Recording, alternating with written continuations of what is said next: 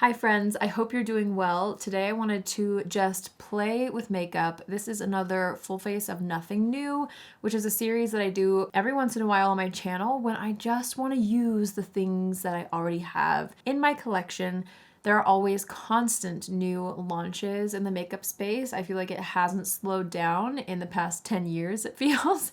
And so it's really good for myself and hopefully for you guys at home to just have a good reminder that you don't need to buy anything new. And sometimes I am shocked at how many things I forget about because this is my job to review new launches. And so it's easy for things, even really great products, to be kind of put on the back burner. So I am going to do a full face of just delicious things that I have here on my desk. I don't really have too much planned. We're just gonna get into it. I did prep my skin a while ago with my Dream Barrier Cream, so that's had a bit of time to sink in.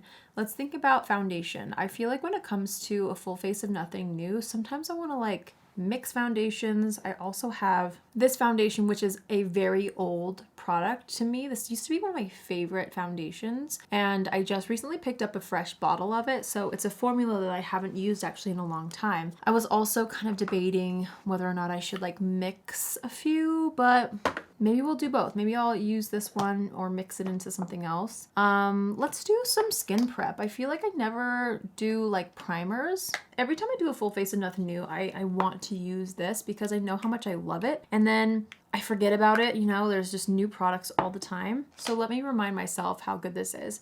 By the way, this is the Dior Forever Glow Star Filter. It's such a good, luminous priming product. To me, it's actually, I feel like, better than the Charlotte Tilbury one. Maybe because the shade is just better suited for me. I'm gonna go ahead and apply this kind of all over the face, but focusing on the high points. Do you see how luminous that is?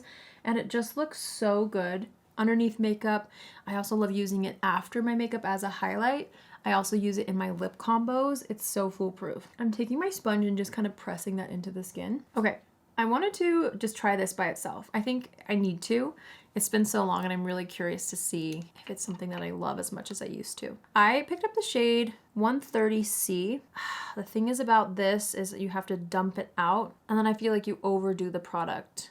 So I'm gonna try to scoop as much as I can back in. But I used to buy a much deeper shade of this, so I'm hoping that this color works well for me. Let's go ahead and smooth this out all over the skin. I honestly feel like I could have even grabbed a shade slightly deeper, but I feel like I grabbed this because I like the undertones of it, so we're just gonna work with it. I want to apply maybe a little bit more. Maybe I didn't need to scoop up that much after all. I love how fresh this looks on the skin, if I remember right. Okay, let's take what's left on the back of my hand with my sponge and just kind of press that into the skin and over top of that luminous Dior Forever filter. You're gonna definitely see more luminosity, I feel, because of that Dior primer, but this foundation truly still looks so fresh. I see why, and I remember why I loved this so much. This was my holy grail drugstore foundation for years. And that was during my super skin struggle era. I feel like it still works over top of acne, and then I would just kind of spot conceal to build up the coverage. But that's really pretty. I'm reminded again. Let's see here. You know what? I never use these, but I should. These are the Augustinus Bader, the concealer pens. They're quite pricey, and I just never get around to using them. I feel like it was one of those investment purchases that I made, and I think it's just kind of the form of a pen that I don't always stick to. I don't know. Okay, I'm gonna go in with this though, as you can see. This is the shade FL1, but here's the thing. I love Victoria Beckham's makeup. It's so expensive. So when it comes to Victoria Beckham, I do tend to splurge a bit. Okay, I want to kind of blend this out. I feel like I need to be quicker. I feel like it's drying down. I'm gonna take my sponge and hurry and tap this in underneath the eyes. Yeah, whoops, it does kind of dry down and set, so don't leave it sitting there. I was looking for another product while it was sitting on my face. I also put some on the jawline right here to kind of reverse carve that out. And then I was feeling since we're using some of Victoria Beckham's products, I wanted to revisit this contour stylus. This is in the shade Travertine, and I'm just gonna kind of draw lines, to sculpt and shape my face. You know what? I want to try her, the blush sticks Did you see she launched blushes in this kind of a pen format, which is really fascinating. Should we do like little swirls? It's so satisfying to use this product. I also feel like we should kind of hollow out the eyes a little. I don't know, there's no rules. It's great to sculpt around the lips. I look insane right now, but it's gonna be worth it. You know what else I love from Victoria Beckham is her perfumes. Oh my gosh, her perfumes are incredible. I think I might have overdone it in this area here, but that's okay. We can go back in maybe with the concealer pen and kind of brighten that up again.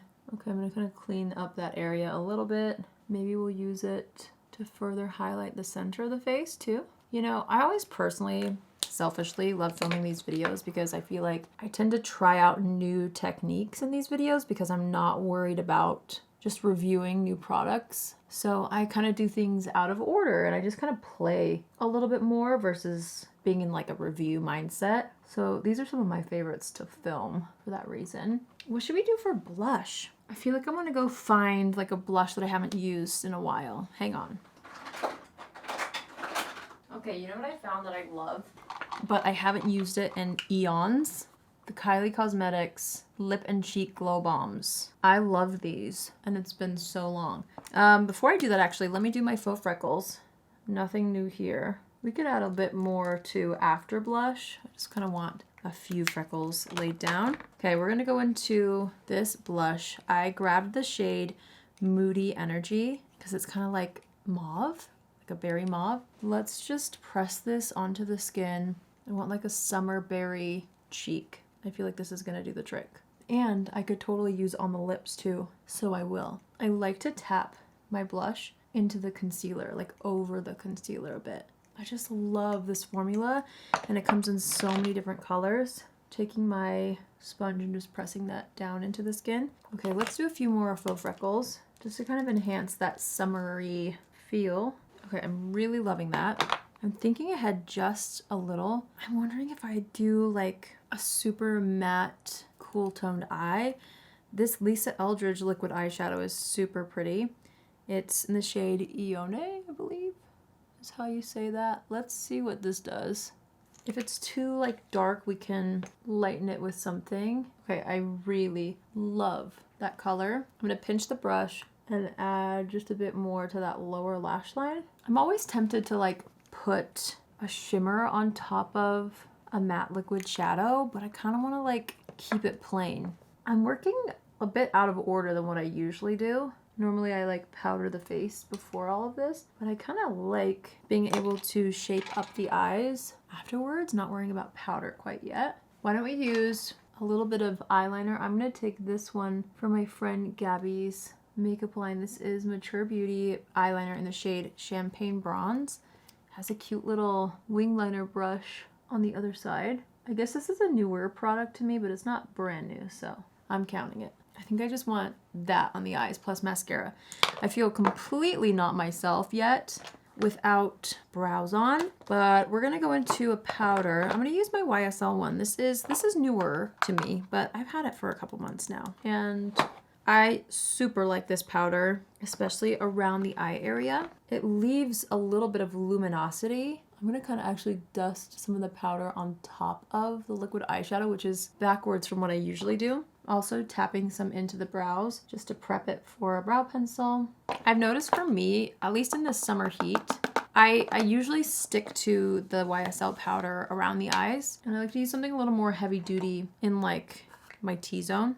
So we're gonna take Huda Beauty in Cherry Blossom, which is like the pink tinted color. And I'm just gonna really pat that into the center of the face. Before I go crazy, let's fill in the brows. Actually, I think I want to put on a little bit of bronzer. I've got this Givenchy bronzer here, which I really do like. I said it like that because it's expensive, but I do like it, and I'm trying to be better at allowing myself to really use up even my expensive products. I find that I feel more comfortable using up, you know, a more affordable product, obviously, but life is short, you know? You can enjoy the luxury things on a daily basis too, if you have them. So let's slap this Givenchy bronzer all over. Okay, now for brows. We're gonna use my RAVIE Beauty brow pencil, and I'll just quickly fill that in because it takes me a minute.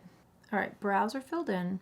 Let's freshen up the skin. Again, by adding back in a little bit more of that Kylie Cosmetics blush. Just gonna lightly tap that on the cheeks so that you can see it gives the balmy finish again, even over top of powder. Okay, let's do a good lip combo. Oh wait, I need mascara. What should I use? Should we use L'Oreal Extensionist Telescopic? It's been a minute since I've used this one, but I feel like it will kind of add to the effect of this look with just like soft lengthened lashes. Okay, I did a poll on my Instagram the other day asking you guys if you wear lower lash mascara, and most of you guys said you do not, at least on Instagram. I feel like I am not even close to the fullest version of myself without mascara on the lower lashes, so I will continue to, but I feel like it's like a love or hate thing.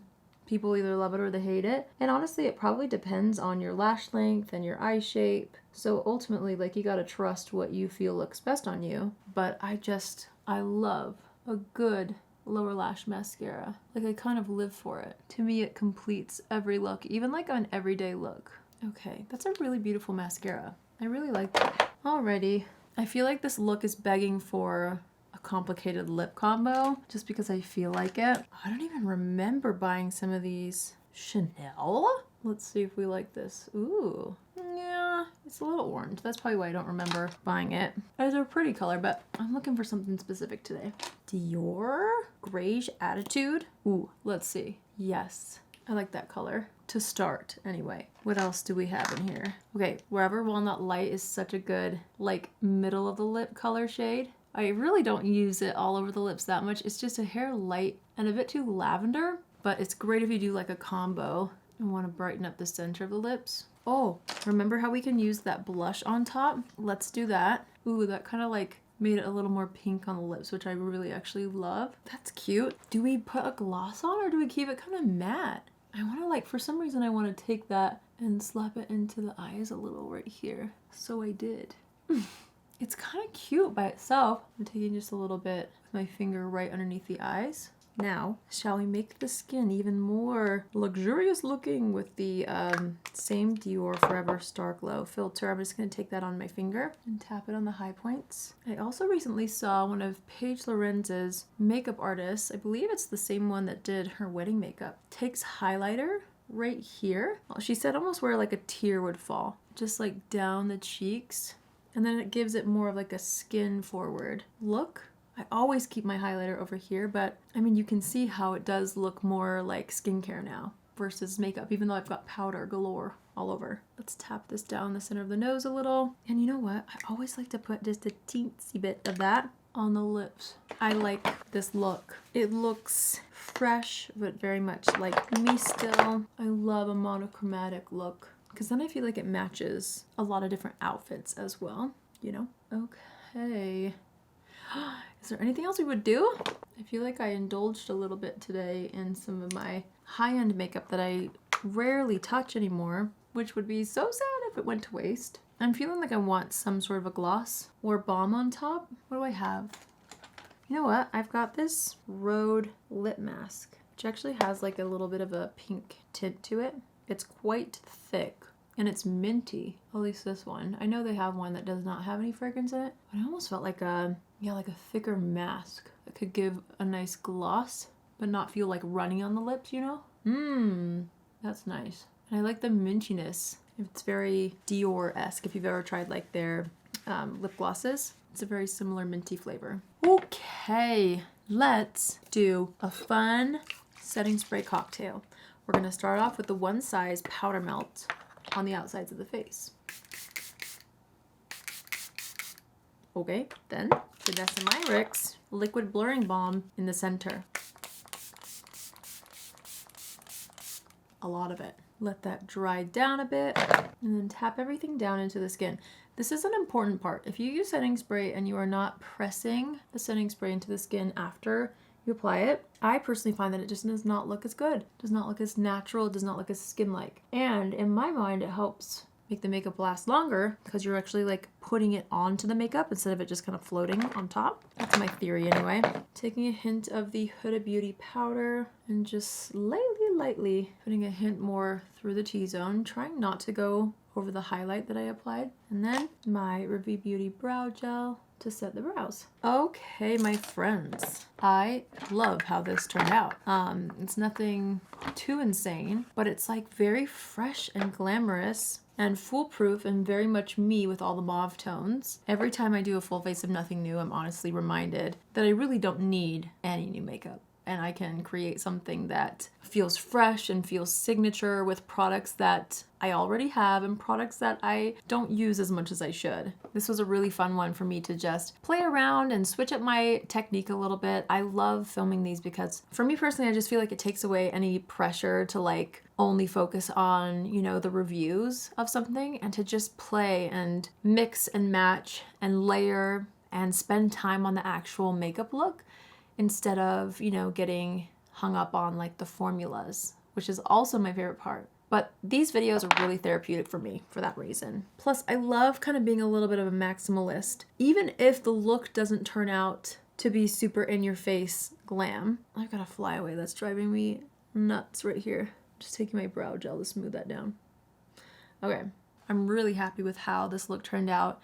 And above all, I hope you guys are just reminded to reach into what you already own and to know that you can create really gorgeous looks without anything new at all. Some of the things might actually be pretty old, but I'm trying to use them up, you know? All right, my friends, I hope you have a fabulous day wherever you are, and I will see you in my next video. Love you.